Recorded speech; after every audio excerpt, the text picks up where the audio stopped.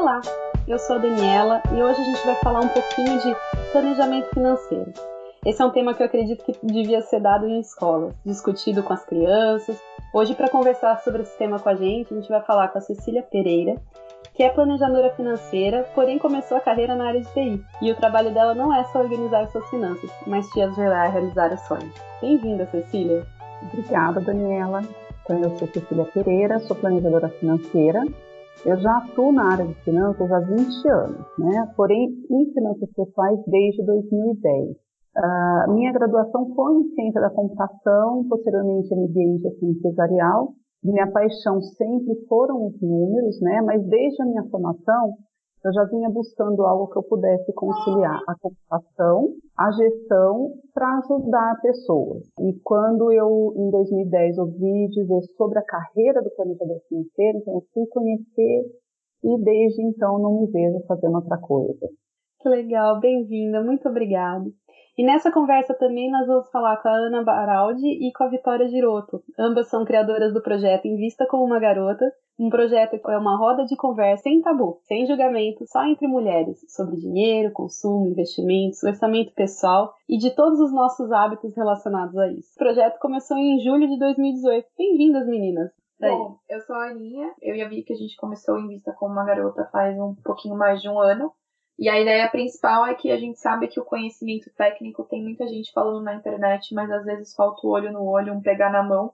E é isso que a gente faz as rodas e deixa a conversa fluir para que as meninas ponham as dúvidas, as inseguranças e a gente vai conversando com elas sobre grana. E acho que a coisa mais que tem mais a cara do Invista é justamente essa identificação que a gente sabe que não é comum ver pessoas, mulheres novas da nossa faixa etária falando sobre finanças de uma forma descomplicada. A gente vê isso super como um diferencial e a gente acredita demais no poder disso. Acho que a cada roda a gente acredita mais. Legal que a gente tem histórias muito diferentes com dinheiro. Então, falando de mim, no meu caso, eu sou exatamente isso que você falou, Dani, da gente aprender na marra, às vezes no pior jeito. Então, a gente é muito apaixonada por esse assunto, porque saber cuidar do nosso dinheiro mudou muito a nossa vida, cada uma de um jeito. Mas a gente acredita demais que a gente só pode... Aquele hashtag, sabe, eu faço o que eu quero, na hora que eu quero, vou pra onde eu quiser, e isso depende de dinheiro. Então, é a nossa forma de contribuir um pouco com o feminismo. Então, vamos entrar na pauta principal? Eu queria começar já com a frase matadora. O que é planejamento financeiro para vocês? O planejamento financeiro ele consiste basicamente no processo de organização das finanças.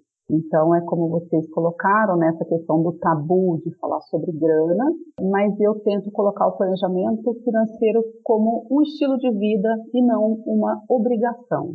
Mas a gente diz muito que nunca é o dinheiro só pelo dinheiro. Quando a gente está usando o dinheiro para comprar alguma coisa, para fazer alguma coisa, a gente está falando das nossas prioridades e do que é importante para a gente. Então, quando a gente começa a fazer um planejamento financeiro, é quase uma sessão de terapia pessoal, autocuidado, autoconhecimento, porque se você não sabe o que é importante para você, o que você quer conquistar, o que é prioridade, não importa o planejamento que você vai fazer, a planilha que você vai fazer. Você tem que estar disposta a mudar os hábitos e, enfim, fazer isso na sua vida e não só vou usar um aplicativo ou vou deixar de fazer tal coisa. Quase aquelas dietas loucas do tipo, vou parar de comer tudo de uma vez. Tipo, vai durar pra sempre? Acho que não. Então, acho que pra mim é muito nessa linha do que eu considero planejamento financeiro. A gente é super alinhada, então, claro que eu não vou dizer que você tá errada, só vou complementar com o que eu penso. Acho que a gente fala muito disso, que é muito de pensar nas suas rotinas, porque não só em relação a dinheiro, mas em relação a mil e uma outras coisas, a gente é um conjunto do que a gente faz repetidamente todos os dias. Então, acho que o planejamento financeiro é muito um exercício de autoconhecimento, de quanto que você pode gastar, quanto que você definiu, que faz sentido para você gastar, porque uma outra parte, idealmente, você definiu que você ia investir, e aí entender que rotinas cabem nessa quantia que você definiu que é o seu padrão de vida. É essa questão de escolhas, que escolhas a gente pode fazer no dia a dia para que o nosso padrão de vida caiba dentro de uma quantia saudável que permita que a gente invista todos os meses. Só pegando um gancho do que a Aninha falou sobre definição de prioridades, do que é importante, eu costumo dizer que tudo que é urgente, tudo que que é urgente hoje, um dia foi importante, mas você não deu a devida prioridade. Então, isso, um momento, ele acaba virando uma urgência, né? As finanças, o não cuidar do dinheiro que você ganha é exatamente isso. E por onde começamos a arrumar a nossa vida financeira? Por onde começamos a arrumar a nossa casa? O principal é você se conhecer, né? Reconhecer sua situação atual, entender aonde você está e aonde você quer chegar. Então, onde eu estou, onde eu quero chegar. Então, deixar isso claro, quanto você ganha, definir para onde vai o seu dinheiro, preferencialmente dividir os seus gastos em categorias para que você possa determinar metas para essas categorias.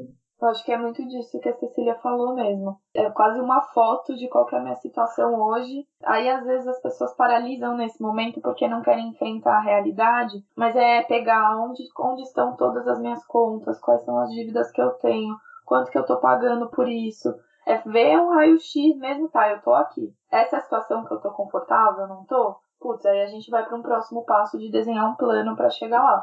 E acho que uma coisa que é muito legal de trazer, que às vezes as pessoas nunca param para pensar, é que nem sempre a gente sabe nem quanto a gente ganha, nem quanto a gente gasta. Começar pelo básico, quanto que eu ganho? E ver lá, descontar imposto, porque às vezes, tô pagando também a contadora da minha PJ, tipo, não considero isso como um gasto. Não, entra menos dinheiro para você por conta disso. Então, é pensar realmente quanto entra, quanto sai, onde você tá, e aí pensar nos próximos passos para ir aonde você quiser chegar.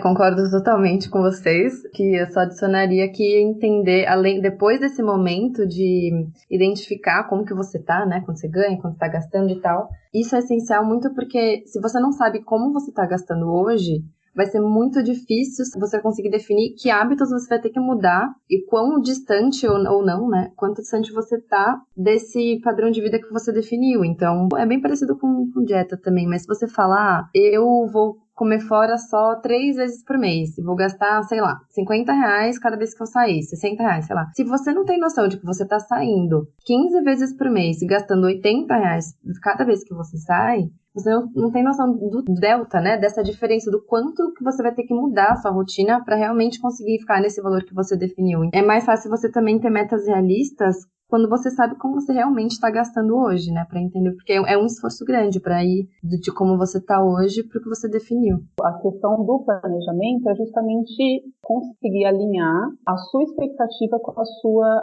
realidade. Eu não gosto muito de partir do ponto de cortar gastos, a não ser que você está num momento extremo de superendividamento, mas eu prefiro sempre partir das trocas, eliminar os desperdícios. Então, como a Vicky acabou de citar, né, sobre as saídas e assim, então é você olhar para os seus hábitos e, de repente, reduzir alguma coisa, não deixar de fazer, mas reduzir, até porque o nosso cérebro, ele é programado para nos livrar da dor e nos aproximar do prazer. E isso tem que ter um pouco de cuidado quando se fala em cortes. Quando eu sentei para fazer, junto com a Cecília, a minha primeira foto de como estavam as minhas finanças, eu saí chorando. Mas não é aquele momento que vai fazer eu desistir, porque é que nem você ir pra academia.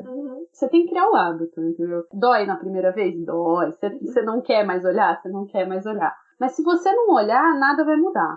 Então, é um esforço que você precisa, que nem eu sou viciada em livro. Eu achava que eu tinha que parar de comprar livro. Eu tava gastando muito comprando livro. O que a Cecília me sugeriu? Não, vamos colocar uma meta. Você vai ter esse dinheiro e você pode comprar livro todo mês, se você quiser. Mas dentro da sua meta. Eu falei, peraí, eu não preciso parar de comprar livro? Porque eu tava tão desesperada que eu achei que eu tinha que cortar absolutamente tudo na minha vida para poder chegar na solução de resolver os meus problemas. E no final eu tive o prazer de saber, não, eu posso ir aos poucos e ir resolvendo.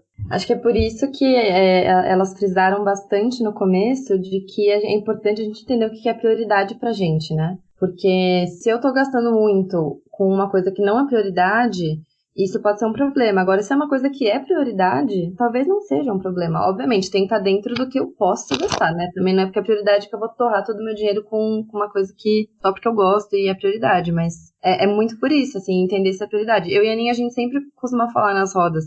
Pra ela é uma coisa prioridade, pra mim não é. Não tem certo e errado, né? Cada uma tem as suas. E aí o ponto é isso. Se não é prioridade, aí sim tentar. A gente já entrou um pouco nessa história dos pequenos agrados, pequenos gastos, porque eu lembro a brincadeira do café. Você tá indo todo dia tomar café numa cafeteria e o café sai por R$10. Todo dia. R$10 todo dia. São pequenos gastos que você nem percebe, né? E aí quando você põe na planilha, quando você faz esse raio-x, você toma um susto, né? E a mesma coisa com esses pequenos agrados. Por exemplo, eu tô viciada em chocolate, e eu tô precisando comer chocolate, aí eu vou lá, compro um chocolatinho, é R$1 por dia? É R$1 por dia, mas se você levanta no montante, eu tô gastando uma grana com chocolate. E como é que a gente faz para tentar mudar esses hábitos dos pequenos agrados, dos pequenos gastos que nos levam num montante maior no final? É muito mais emocional até do que racional. A gente acaba caindo na compensação, o tal do eu mereço. Então eu fiz mais esse mês, eu trabalhei muito, eu tô fazendo muitos projetos, muitas coisas, eu mereço um agradinho, eu mereço uma coisinha. Só que o que a gente tem que entender, né, é que no geral, os pequenos gastos compõem 60% do seu orçamento. Então, quando você coloca isso num gráfico de 100%, 60% se torna bastante significativo. Então, por isso que a gente acaba tendo que tomar um certo cuidado, se conhecer é muito importante, definir suas prioridades, e tentar conciliar necessidade com possibilidade. Então, eu preciso muito, é uma necessidade isso? Ou é um desejo? Conseguir controlar um pouco os seus desejos para que tudo que é importante para você caiba no seu orçamento. Então, dá para colocar tudo, mas você precisa definir o que é mais importante. Acho que é isso mesmo que a Cecília comentou. Sabe, a gente volta sempre para a parte emocional e entender por que você está tomando tal atitude e tomando tal decisão. O do eu mereço é muito, né? Vai pro lado quando tá tudo bem, eu mereço uma coisa boa. Quando tá tudo ruim, puta, eu também mereço porque minha vida tá ruim. Então a gente vai compensando de diversas formas. Mas, de novo, não é pelo dinheiro, não é pelo gasto. Porque a gente tá precisando de alguma outra coisa na nossa parte emocional. Uma coisa que funciona muito pra mim, aí eu vou falar da minha questão pessoal. Eu reservo uma parte da minha grana que o nome da minha categoria chama eu. E é tipo, todo mês eu tenho um dinheiro que é pra eu gastar comigo da forma que eu quiser. Então tem mês que eu vou fazer a unha, porque tipo, eu faço unha em casa. Então, não, esse mês eu vou me dar uma unha. Tem mês que eu vou e compro alguma coisa. Tem mês que eu vou e me dou um curso. Então, tipo, não fica aquele negócio tão rígido de tipo, esses são os R$15 do cafezinho que eu posso ir uma vez por semana durante o mês. Então, tipo, é um dinheiro que tá ali, vai meio, putz, esse mês eu tô mais assim, esse mês eu tô mais assim. Pra mim, funciona muito bem. Pela minha experiência, quando eu falo sempre, eu quero, eu preciso. Quando eu tô bem, emocionalmente, funciona. Mas quando eu não tô bem, eu falo, eu não preciso, mas eu quero mesmo assim. Pra eu me proteger de mim mesma, assim, eu acho que é muito uma questão de autoconhecimento, de saber que às vezes você... É igual dieta também, sabe? Eu posso me queimar, mas eu quero dar aqui esse brigadeiro. Eu também deixo um valor separado que eu posso gastar com qualquer coisa, então se eu quiser ir num restaurante, ou se eu quiser gastar, sei lá, comprar alguma coisa pra mim, é um valor que é meio que aquela jacada, entre aspas, só que com dinheiro e que não atrapalha meu orçamento, porque eu separei esse colchãozinho de segurança todo mês. Eu já sei que se acontecer qualquer coisa ao longo do mês, que eu sair do orçamento, até isso tá de certa forma no orçamento, sabe? E eu queria entrar num assunto que ninguém entende, ninguém fala, ninguém conversa. A gente só vai descobrir quando a gente começa a trabalhar e a gente fala assim, mas o que é dessas taxas que estão me cobrando? O que é esses impostos? E que é juros e imposto. Como é que a gente faz para tentar reduzir, para tentar alinhar ou tentar entender? Porque, por exemplo, imposto de renda, eu dei graças a Deus que quando eu entrei na empresa, a dona fez uma reunião com a gente explicando o que era imposto de renda e como é que arrumava ele, como é que escrevia ele para mandar pro governo, né? E o meu pai também, ele sentou comigo e falou assim, você vai fazer junto comigo que é pra você entender a sua parte. Só que, tipo, enquanto eu era adolescente, até a minha faculdade, eu não tinha ideia do que era isso. E ninguém nunca falou isso. Então, assim, como entrar nesse assunto? Como falar desses juros, de bancos, impostos, como lidar com essa parte? Vamos lá. Então, o primeiro ponto é entender o conceito de cada um. Então, juros e impostos. Um é eletivo, o outro é efetivo. Ou seja, um eu escolho, né, no caso dos juros. O outro eu não tenho escolha. como o próprio nome diz, né, imposto, ele é uma obrigação. No Brasil, infelizmente, nós temos os juros mais altos, né, no mundo em questão de cartão de crédito, de cheque especial. E essa taxa, né, a taxa de juros, então se a gente traduzisse ela do inglês, das outras línguas para o português, ela deveria chamar taxa de interesse, né, que é exatamente o papel que ela faz, então é a compensação. Sabe quando a gente chama alguém de interesseiro? É aquela pessoa que faz algo querendo alguma coisa em troca. Então, os juros é exatamente isso. E ao mesmo tempo que o Brasil ele é um país que tem maior cobrança de juros, maior cobrança de carga tributária, de impostos, né? Ele também é o melhor país no mundo para se ganhar dinheiro investindo com baixo risco. Então, ele é o primeiro no ranking mundial de retorno de investimento. Então, se pessoas conseguirem entender esse conceito dos juros e dos impostos, é melhor você usar a seu favor do que contra você, né? A Dani colocou essa questão do imposto de renda. Então, quando chega a época lá para março, abril, as pessoas estão preocupadas também com a questão do imposto de renda e ficam essa coisa de, eu vou pagar, vou receber, de pagar o imposto. Então, eu sempre falo, poxa, legal, se você está pagando é porque você está ganhando bem. Porque o imposto é que, infelizmente, no Brasil, esse recurso, ele não é muito bem empregado, né, como deveria. Mas o Brasil, ele ainda está lá em 22º lugar em questão de cobrança de imposto. Então, não é o mais alto do mundo, em questão de imposto de renda, né? Mas o conceito principal é você entender que os juros você escolhe, então você tem opção. Então, quando você está adquirindo, por exemplo, um financiamento, adquirindo um crédito, você pode comparar entre bancos diferentes, entre instituições diferentes, qual tem a menor taxa. E a mesma coisa quando você vai fazer investimentos. Então, você também consegue escolher o que vai te dar um retorno melhor, né? O que pode te dar um retorno melhor. Eu acho que o que a Cecília falou tá ótimo, perfeito. Só queria fazer um comentário de uma frase que eu e a Vicky a gente já ouviu algumas vezes, que é na questão dos juros, quando você entende, você recebe, e quando você não entende, você paga. Então a gente quer estar do lado de quem recebe. É entender e começar a criar um conhecimento do que é alto e do que é baixo. Quando a gente fala de pagar, então eu tô pegando um crédito, cheque especial, rotativo do cartão, chega a 300%, 400% ao ano. Quando eu viro para outra moeda na etapa do investimento, hoje a nossa taxa de juros está em 5,5% ao ano. Então, uma diferença gritante entre os dois. Da mesma forma, se alguém virar e falar assim, eu tenho um investimento que vai pagar 300% ao ano, você fala, putz, é uma coisa estranha, porque a minha taxa sem risco está me pagando 5,5%. E da mesma forma, se alguém te oferecer um empréstimo super barato, tá 300% ao ano, tá pagando 15% ao ano, você fala, putz, aí é uma taxa boa. É começar a criar esses conhecimentos para falar se é alto ou baixo. Acho que esse é o mais importante quando eu penso na questão de juros. Concordo, Aninha. Só complementando, falando sobre juros, só que do lado de quem paga, do lado de empréstimo, a gente costuma sempre usar uma analogia de dois carros. Então, por exemplo, quando as pessoas falam, mas por onde eu começo? Se eu tô com uma dívida cara, ou se eu tô com uma dívida, eu não sei se isso é caro ou barato, quanto que eu tô pagando, enfim. E o que significa essa expressão que as pessoas falam de trocar uma dívida cara por uma barata? Como assim? Vou pegar uma dívida para arrumar outra dívida? Então, a analogia dos carros é o seguinte, se você tá pagando uma dívida que, por exemplo, você entrou no cheque especial, ou você tá no cartão de crédito, e você tá pagando, sei lá, quase 15% ao mês, significa que tá como se você estivesse com um carro andando a 100 por hora e a sua dívida tá crescendo nessa velocidade. Então, quando você troca uma dívida cara por uma barata, ou seja, você pode trocar uma dívida dessa de quase 15% ao mês por uma de 4% ao mês, que isso já é bom por si só porque você começa a entender quanto que você está pagando e o que é muito, o que é pouco. Você acabou de falar que um investimento sem risco no Brasil hoje é de 5,5%, olha isso, uma dívida barata, ela custa 5,5% no mês.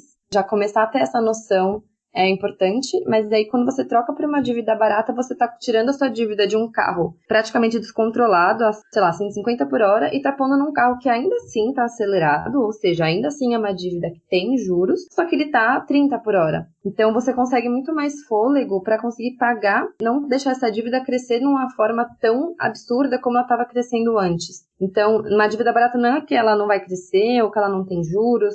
esse carro ainda está andando, só que está numa velocidade muito mais baixa, ou seja, para ela virar uma bola de neve demora mais. Então você consegue esse fôlego para ir pagando mais rápido do que uma dívida que está virando uma bola de neve e você não está conseguindo nem pagar as parcelas dela. E os maiores problemas que as pessoas enfrentam quando começam a planejar? A Cecília já viu o tanto que eu chorei nas reuniões com ela. Eu acho que a maior dificuldade é a disciplina, né? Porque é dolorido você mudar de hábito, você encarar, você olhar para o seu orçamento e dar continuidade no processo. Então, tem muitas pessoas que começam super empolgados e acabam desistindo no meio do caminho. Mas por quê? Muito disso está relacionado ao imediatismo. Então, eu quero para ontem. E nem sempre o melhor caminho é o mais curto. Os atalhos que você geralmente pega, usar ali o cheque especial, vou pagar só o mínimo do cartão de crédito. Então, esses atalhos acabam custando muito caro, né? Então, acho que o maior problema para você conseguir se manter ali planejado é justamente o autoconhecimento. Você conseguir ter a disciplina de entender ali aonde você está, né, aonde eu quero chegar. Então, hoje tem muitas ferramentas, tem muitos meios de se saber sobre onde investir, como investir, mas acho que o principal é você saber por que você está fazendo isso. Quanto isso é importante para você? Qual que é a prioridade disso na sua vida? Eu acho que tem um ponto também de quando a gente faz o planejamento a primeira vez, ou enfim, algumas vezes, às vezes a gente comete o erro de querer mudar tudo ao mesmo tempo. Então eu vou diminuir as minhas saídas em restaurante, eu não vou mais usar Uber, eu não vou mais... Tipo, todas as coisas que eu faço na vida eu vou mudar. A gente é humano, a gente, como a professora Cecília falou, a gente é mais emocional do que racional, a maior parte do tempo, a maior parte das nossas decisões a gente faz sem pensar, sem racionalizar sobre. Então, se eu quero mudar todos os hábitos ao mesmo tempo, na prática eu não vou mudar nenhum. Entender onde cada uma tá e escolher um hábito de cada vez. E vou hoje eu vou tentar, essa semana eu vou tentar mudar esse. Aí na próxima, virou rotina, virou padrão, aí vamos pro próximo. E aí vai uma melhora contínua, porque não funciona. A gente tem eu estudo economia comportamental, né? Tem uma questão da economia comportamental que quando a gente olha para o nosso eu futuro, a gente acha que essa pessoa sempre vai ser perfeita. Ela vai sempre conseguir. Então, na segunda-feira eu vou acordar cedo, vou correr, vou comer direito, vou não sei o que. Tipo, todas as outras segundas-feiras eu não fui essa pessoa. Por que nessa eu vou ser? Conseguir entender que nós vamos ser falhas também no futuro e indo aos poucos. É o eu ideal, né? Eu no futuro sempre vou ser melhor do que eu no presente, né? Então, acho que quando a gente percebe que a gente sempre vai ver no presente e não existe isso de planejar o futuro, a gente vai sempre fazer escolhas no presente e só existe autocontrole no presente, né? Acho que complementando vocês, acho que outra coisa que, não sei se é a maior dificuldade, mas com certeza é uma grande dificuldade na hora de realmente se organizar, é lidar com as expectativas das pessoas com quem a gente convive. Se eu definir, se eu percebi que pra mim não é prioridade, vou dar um exemplo aleatório, comer fora. E eu namoro uma pessoa que adora comer fora. Ponho na minha planilha, eu só vou gastar isso, sei lá, vou gastar só um pouquinho por mês com isso, porque não é prioridade pra mim. E aí não consigo falar sobre isso no meu relacionamento, com meu namorado ou com a minha namorada. Eu não consigo falar não consigo falar, putz, vamos comer em casa, ou vamos cozinhar, ou vamos num restaurante mais barato, ou o que é prioridade pra você? Porque de certa forma a gente consome muito também e gasta muito também quando a gente tá em conjunto. Ou não sabe, sei lá, definir que pra mim não é prioridade ir no barzinho com as amigas. Minhas amigas sim, são uma prioridade, mas sei lá, ir no bar talvez não é uma coisa que eu curto, não faz sentido pra mim. E aí eu não sei falar não pra elas, ou não consigo falar com elas sobre isso, porque eu vou me sentir julgada. É muito importante também conseguir falar sobre isso e alinhar as expectativas com as pessoas com quem a gente convive, porque elas também estão envolvidas, né, nas nossas decisões que envolvem dinheiro no dia a dia. Então acho que tem que falar sobre isso, porque senão fica mais difícil, bem mais difícil. Eu concordo com a Vicky, assim, tipo, conversar sobre isso, entender as expectativas do outro com relação a isso é difícil. O duro é quando um quer fazer o planejamento e o outro não quer. Eu acho que principalmente, assim, a gente tem que entender essa questão de lidar com a expectativa do outro é bem complicado. Aí, de novo, entra a questão do emocional, né?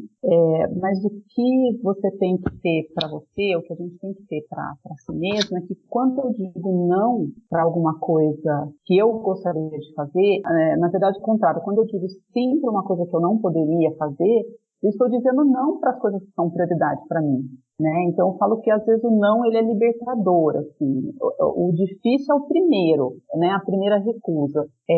Mas é entender que quando você vai por um caminho, então você aceita uma coisa que você gostaria de dizer não, você está dizendo não para outras coisas que são importantes para você.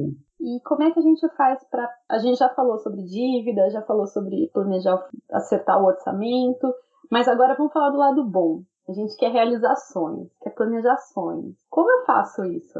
Tipo, eu tenho infinitos sonhos. Para onde eu vou? Muito foco gera sombra, né? A gente tem que ter um foco. Para os sonhos, então, não basta apenas traçar metas, colocar uma meta. É preciso elaborar um plano, né? Então, e com detalhes. Então, um exemplo. A minha meta é, em julho de 2021, passar 15 dias na Disney. Esse é um plano, né? Uma meta SMART, que a gente fala que tem tempo, prazo, eu consigo definir valores e não simplesmente dizer, um dia eu quero ir para Disney. Então, metas sem plano são apenas desejos. Então, você tem que definir se isso é um sonho, você vai continuar desejando, você vai continuar sonhando, ou se você quer de fato realizar.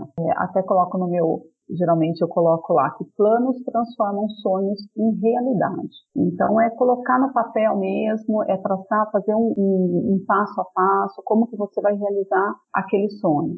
Acreditem, é possível. Eu não tenho nada a acrescentar, era exatamente isso que eu tinha na cabeça para falar. É pegar o sonho que está ali no mundo imaginário e trazer ele para a realidade. Senão a gente nunca vai chegar nele. A gente costuma falar que a diferença entre um sonho e uma meta é um prazo, né? Então, tem gente que costuma falar, um dia eu quero comprar uma casa, um dia eu quero viajar, um dia eu quero não sei o quê. Tá bom, quando que você vai? Tá bom, é daqui a um ano? Quanto que você tem que juntar por mês? Quanto que isso custa? Como que você vai juntar? É isso, sabe? Quando você coloca esse senso de, não vou dizer urgência, mas tipo esse senso de, tá bom, o relógio tá, né, tic-tac, tá passando e eu tenho um prazo, eu quero fazer isso numa data. Faz o negócio ficar mais concreto. E uma coisa que costumo falar é que depois que você atinge o primeiro, depois que você vê que é possível, dá uma motivação tão absurda de tipo, caraca, eu consigo, eu que paguei, eu que fiz, que depois acho que fica mais fácil, porque depois você não quer parar mais. E o futuro. Porque as pessoas, elas pensam que só os sonhos é suficiente, mas elas não pensam que no futuro, por exemplo, a renda vai ser outra, ou eu posso perder meu emprego. A gente tem que pensar também do outro lado, né? Não só das coisas boas que podem acontecer, mas também o que pode acontecer de ruim. E como se preparar para isso? Como estar pronto para o que der e vier, vamos dizer assim. Então, essa questão de futuro, né? Eu acho que, e principalmente as pessoas mais jovens, têm dificuldade de pensar no longo prazo. E o futuro, o fruto daquilo que você está plantando hoje. Como a gente falou, né, um pouquinho no começo, sobre a questão dos juros. Que lado que você quer estar, né? O lado que você está pagando ou o lado que você está ganhando. E aí, quando você tem tempo, o juros se torna um grande aliado no seu orçamento. Porque se eu tenho um projeto para realizar daqui 30 anos, o que eu vou precisar de recurso é muito menor do que, por exemplo, se eu tiver 10 anos, se eu tiver 5 anos para planejar essa meta, entendeu? Então, é aquela coisa a matemática dos juros compostos. Então, você pega 10, 20, 30 anos, então a gente está 10, eu estou dobrando o tempo, estou colocando um pouquinho mais do 30, nem estou dobrando. Mas quando a gente coloca isso em questão dos juros compostos, 10 anos para 30 anos, essa conta se torna 6 vezes maior, entendeu? É saber usar o tempo a seu favor. Então, se você está ali jovem, começando, e as pessoas ainda têm um pouco da questão da crença limitante, de achar que, falar em aposentadoria, achar que a aposentadoria é fim de carreira, né? Então, já acabou, parei, não trabalho mais. Mas eu costumo sempre colocar que a aposentadoria no sentido de não mais depender do dinheiro que vem do trabalho. A questão é a tal da independência financeira. Então, quanto eu preciso para ter a minha independência financeira? Então, é você olhar para o seu padrão hoje. Tá bom para você? Não, talvez eu queira um pouquinho mais.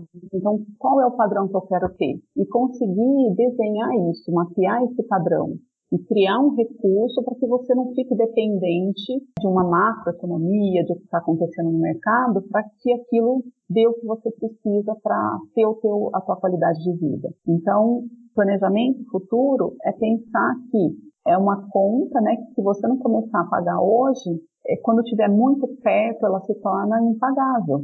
Eu gosto muito desse lance de chamar de independência financeira também, porque a aposentadoria parece que a gente já tá no fim da vida, que não tem o que fazer. E é transformar ele num sonho também. Talvez isso ajude as pessoas a conseguir olhar para esse futuro que parece tão distante e tão longe, do tipo, quando eu tiver mais velha eu penso nisso. E esse poder dos juros compostos e principalmente de criar o hábito de desde cedo guardar um pouco da sua grana para essa reserva lá na frente é muito poderoso. Não só o poder dos juros compostos, mas o poder de ter criado isso.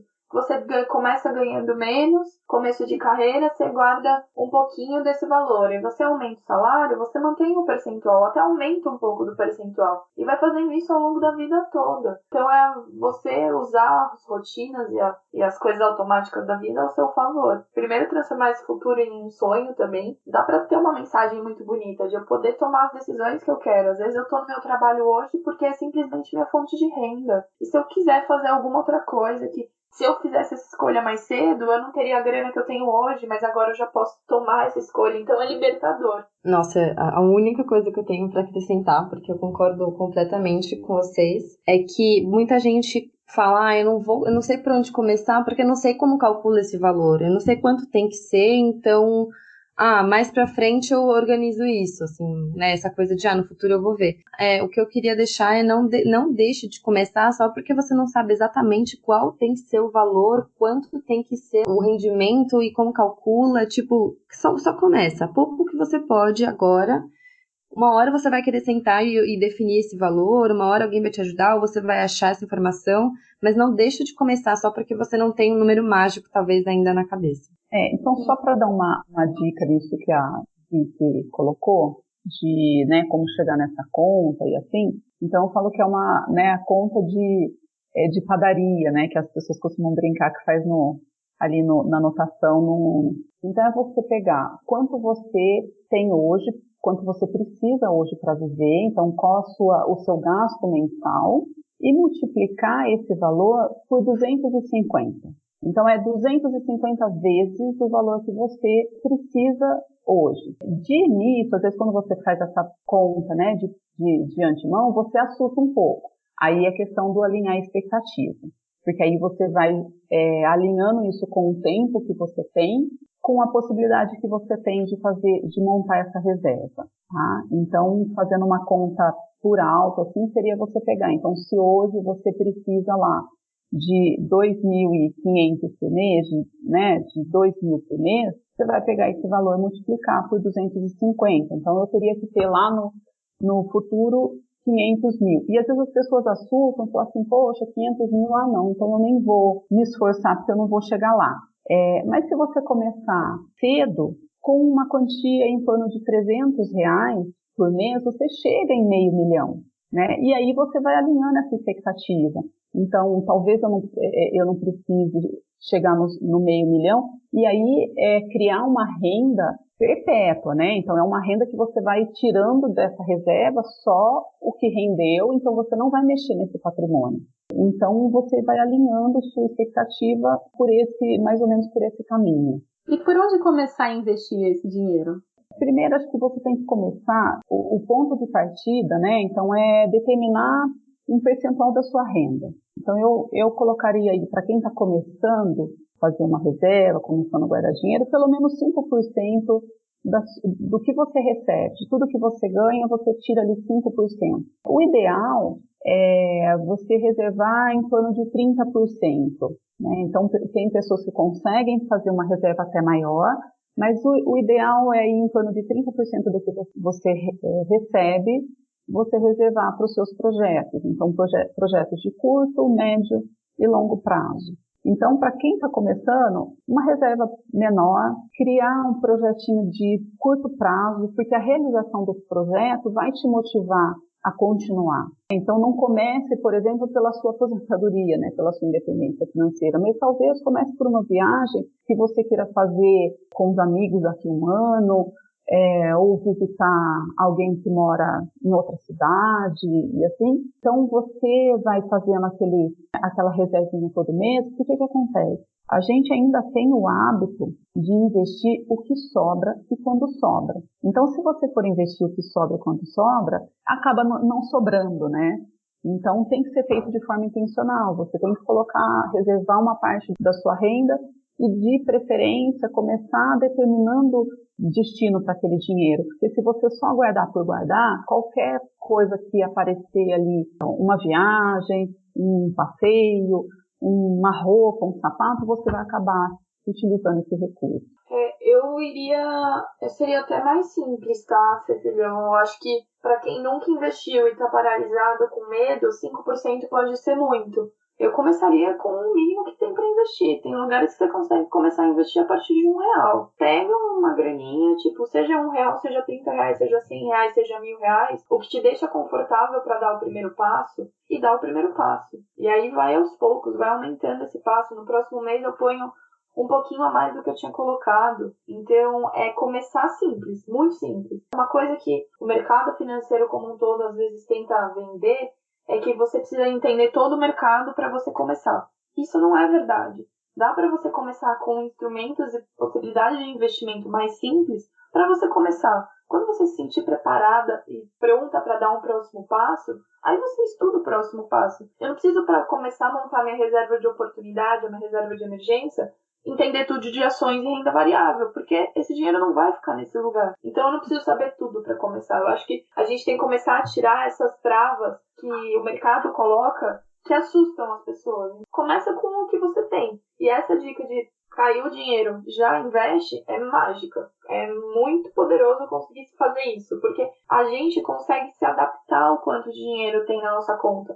Quem nunca, olhou para 2 anos atrás, nossa, eu tinha um salário menor e eu vivia super bem. Por que agora que eu ganho mais, eu, gasto mais e eu não consigo voltar ao padrão de vida de antes? Então, a gente consegue se adaptar ao quanto tem de dinheiro. Então, se a gente tirar um pouquinho logo que o dinheiro cai, a gente vai sobreviver com o que ficar na nossa conta. Só complementando, acho que também tem muitos cenários em que as pessoas não estão investindo, mas não porque elas não têm, às vezes elas têm e está parado na conta corrente. Então, uma analogia que a gente usa também é de uma piscina. Então, se você não conhece essa piscina, se você não sabe se está fria, que no caso seria investir, se você nunca investiu, se você tem medo, se você não sabe, você não precisa pular de uma vez, porque às vezes essa necessidade que as pessoas sentem de eu tenho aqui o dinheiro que eu juntei no último ano, sei lá, tenho R$5.000, não sei o que fazer com isso, eu tenho medo de perder tudo, então eu prefiro deixar aqui quieto, porque aí é que eu sei que ele não vai sumir. Então esse medo de ter que mover o seu dinheiro todo de uma vez faz as pessoas muitas vezes não tomarem uma decisão. Então é isso, eu tô com medo de pular nessa piscina que deve estar gelada, então não vou entrar. Mas você pode botar o pé primeiro, você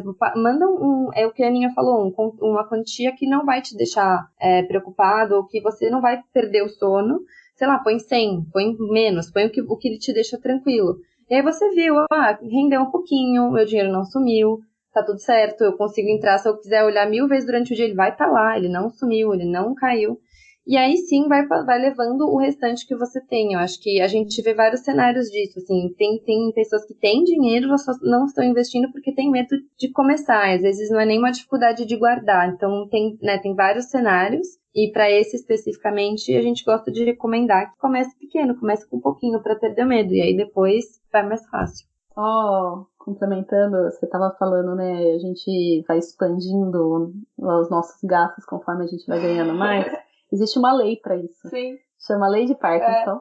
É muito louca. Ela diz que, na verdade, ela foi feita para projetos, mas a gente consegue fazer analogia para dinheiro, que é, se você tem 3 semanas para fazer um trabalho, você vai usar 3 semanas para fazer esse trabalho.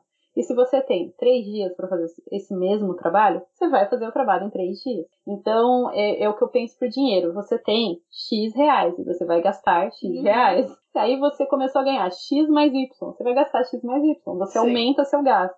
Se você não percebe esse padrão, você faz isso sempre. É muito louco essa teoria do pai, serve pra qualquer coisa. Funciona até aquela dica de comer um prato menor, vem disso também. Bem. Por que eu usar um pratinho menor do que o normal, eu vou comer? Você se adapta ao espaço, ao tempo, ao dinheiro que você tem. Como é que eu faço para ensinar como valorizar o dinheiro para a criança?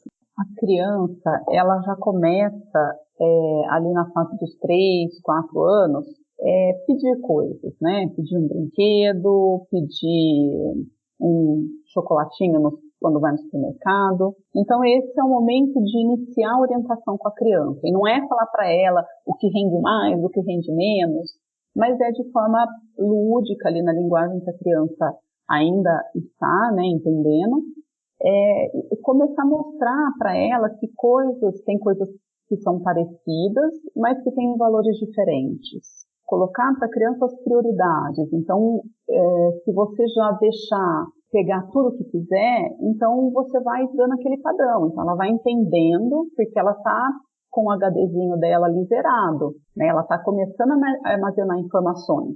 Então, e aí já desde cedo, você colocando essa questão de fazer escolhas. Olha, então hoje pode e chega, entra lá e vai pedir 2, 3, não, lembra que era um só, vamos escolher qual que a gente vai levar hoje? Então, ela vai começando a entender e ter a percepção de que você está fazendo uma troca, né? Dando dinheiro e pegando algo em troca. Ainda muito cedo para a criança entender o que é ali o dinheiro, mas ela já começa a perceber que as escolhas, né? O poder da escolha. Já quando está numa fase ali dos 5, 6 anos, que já começa a entender um pouquinho de números, de quantia, aí já dá para começar a dar um pouquinho de dinheiro para comprar um sorvete, para comprar uma balinha, um chocolatinho, coisas pequenas. A criança que teve o contato cedo com o dinheiro, ela vai ter mais facilidade para lidar com o dinheiro na vida adulta do que a criança que não teve, né? As famílias que não conversam sobre dinheiro, que não falam sobre dinheiro. Então, aí cai naquele ponto de você acabar aprendendo na prática e, às vezes, da pior forma possível.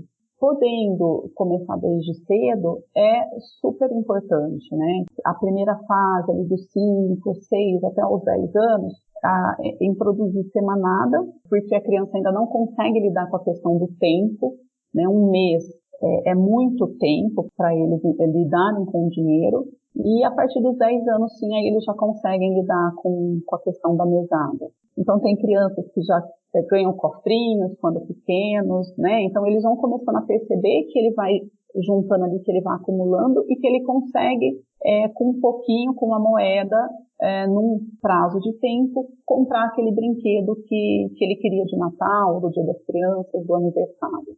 Eu acho que a gente não costuma falar muito de dicas para crianças, né, Vicky? Mas uma coisa que me veio muito na cabeça, que veio um experimento que aconteceu, é de começar a dar valor ao tempo, a esperar. E não necessariamente tempo de, tipo, uma semana, um mês, mas do tipo, se você esperar um pouquinho, talvez você ganhe um pouquinho mais. E o experimento que veio na minha cabeça foi o teste do marshmallow. Depois, quem quiser, coloca no YouTube ou procura, que é muito bonitinho ver o vídeo, que o experimento é assim. Tem uma criança que tá numa sala sozinha, e aí chega uma pessoa e fala, ó, esse marshmallow é pra você, mas se você esperar eu voltar, eu te dou 2. Então a criança fica sozinha lá na frente, olhando o marshmallow, e ela tem que tomar a decisão se ela vai comer um agora ou ela vai esperar outra pessoa voltar pra ganhar 2. Então começar a criar esse senso de que tudo bem esperar para ter as coisas que você quer, também é super importante quando a gente transfere isso para dinheiro. Se eu quero tudo imediatamente, eu quero tudo hoje, vai ser muito difícil eu conseguir juntar dinheiro para um objetivo daqui 3 anos, porque eu quero tudo agora. Então a gente consegue também pensar em valores que não são necessariamente só monetários, mas que ajudam nessa dinâmica que ela vai ter que ter ao longo da vida com o dinheiro mais no futuro. Então acho que essa questão do tempo e de esperar também é bem legal. Nossa, é exatamente o que eu ia falar. Eu não vou nem acrescentar muito porque eu ia falar exatamente isso. Acho que para uma criança que sempre teve tudo na hora que quer, seja caro, seja barato, seja numa época em que ela não tá merecendo, enfim, e aí depois para ela virar a chave, né, depois da adolescência sendo assim, do nada, ela entender que não é tudo na hora que quer, isso pode te levar ao endividamento, não dá pra comprar tudo que a gente quer só porque a gente quer, ou, enfim, na hora que a gente quer, ainda mais nessa época em que, né, mídias sociais, marketing é tão fácil a gente ser bombardeado. A criança que não estiver preparada pra esperar vai virar um adulto com assim, que vai ser bem mais difícil lidar com essas frustrações. Muito obrigada, meninas. Eu queria saber de vocês, que ferramentas vocês indicam para as pessoas começarem a se organizar, por onde começar, o que elas fazem para isso? Bom, acho que pode começar aí nessa questão de criar o hábito anotando, né? Hoje existem várias ferramentas gratuitas, vários apps que você consegue baixar do celular, então, e todo mundo hoje tem um celular, então não é mais desculpa, e consegue te auxiliar nessa tarefa, né, de fazer as anotações. Como foi dito no começo, se você não conseguir enxergar, se você não conseguir perceber quanto você ganha, como você está gastando, você não vai conseguir ter grandes resultados. Então, pequenas mudanças podem te trazer resultados extraordinários. Então, tem alguns apps, eu destacaria alguns como o Guia Bolso, Minhas Economias, Monowise e o Organize. Então, são apps fáceis de trabalhar, né? Você consegue baixar no celular.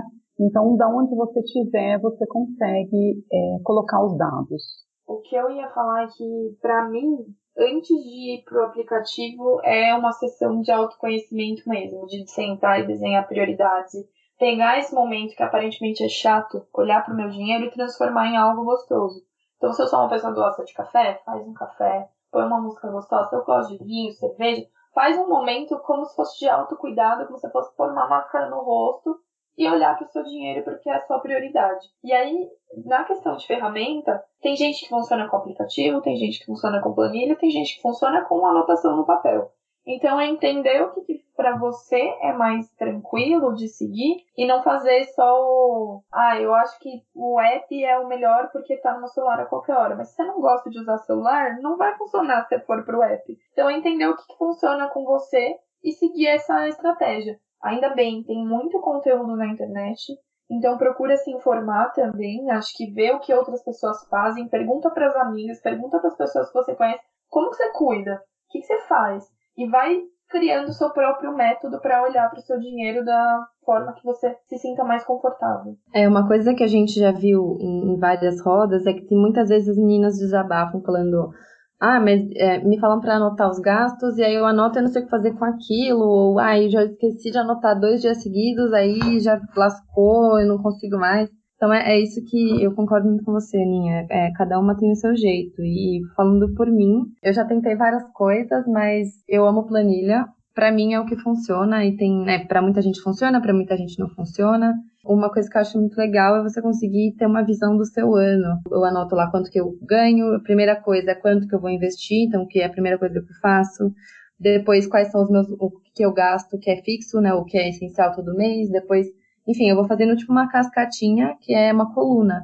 E aí eu arrasto aquilo tudo pra direita, vou ter vários meses, e eu consigo ver, então, quanto que eu vou conseguir investir no ano, em que em algum mês eu vou ter um gasto além do normal, eu já consigo deixar aquilo lá planejado, então eu consigo ter uma foto do meu ano. Pra mim, funciona bastante, acho que nem todo mundo ama planilha, e eu super entendo isso. Acho que fica a recomendação, porque é muito mais simples do que parece, muito mais simples. É conta de mais e conta de menos. Planejamento você tem que encarar como um estilo de vida, não como uma obrigação, né, de ter que fazer. Mas, eu quero lidar bem com o meu dinheiro, eu quero estar numa boa, porque é muito ruim você olhar para a conta e tá lá a conta no vermelho e aquela coisa, né, tira o sono das pessoas isso. Então, claro, encontrar o que funciona para você, nem tudo funciona para todo mundo, conseguir e testar, né? Você não vai achar ali logo de primeira se você não fizer alguns testes. E lidar com isso como algo que seja prazeroso para você. Então, no primeiro momento é doloroso, mas o objetivo maior, né, a grande compensação disso é a qualidade que isso vai trazer para você, de você conseguir ter o controle das suas finanças, né, das suas contas. A primeira coisa que só te complementando, eu concordo totalmente com você, Cecília.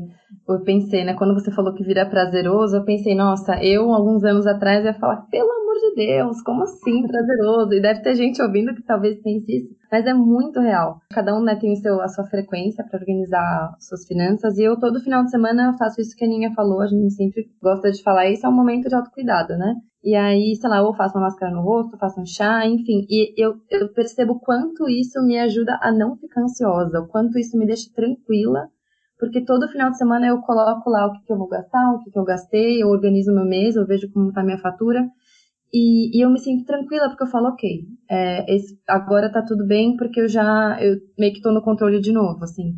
Então é um momento que realmente me deixa mais tranquila. E outra coisa que eu ia comentar é que não só cada uma tem uma forma de planejar as suas finanças, mas também no dia a dia cada uma tem uma forma de gastar que faz mais sentido, né? Então, por exemplo, a gente sempre fala, o cartão de crédito não necessariamente é um vilão. Se você sabe lidar com ele, se você sabe usar, ele é ótimo. A gente sempre dá esse exemplo. A Aninha adora, ela usa super bem o cartão de crédito e para ela tá tudo bem. Agora, eu, por exemplo, não me dou bem com cartão de crédito. Então, o que funciona mais para mim eu gasto o máximo possível no débito. Tem algumas coisas que eu saco. Tudo que eu posso, eu já organizo quando cai meu salário. Eu já transfiro para onde tem que transferir. Eu saco o que tem que sacar. Eu deixo na conta só o que eu posso gastar. Porque isso funciona para mim. Mas tem gente que gosta do cartão de crédito. Então também entender isso. Qual forma, entre aspas, de gastar no dia a dia é a que faz você conseguir se controlar mais. E até para as pessoas que às vezes têm dificuldade de lidar com isso, né? Então, como a gente sabe que hoje tem muita informação, mas muita informação sem orientação só gera confusão. Essa é a grande verdade. Então, você vê lá um monte de informação, um monte de dados, mas e aí? O que eu faço com isso? Então, aí entra um pouco a questão do trabalho do planejador financeiro. A missão do planejador é ajudar as pessoas a realizar seus sonhos, a ter qualidade de vida. Então, o planejador, ele é um orientador. Então, o papel do planejador, e as pessoas às vezes falam, mas eu não quero colocar, eu estou com dívida, vou esperar melhorar para depois eu procurar ajuda. Mas ninguém vai na academia quando está bem, né? O corpo informa. Então, você tem que procurar ajuda a hora que você vê que você está tendo dificuldade mesmo.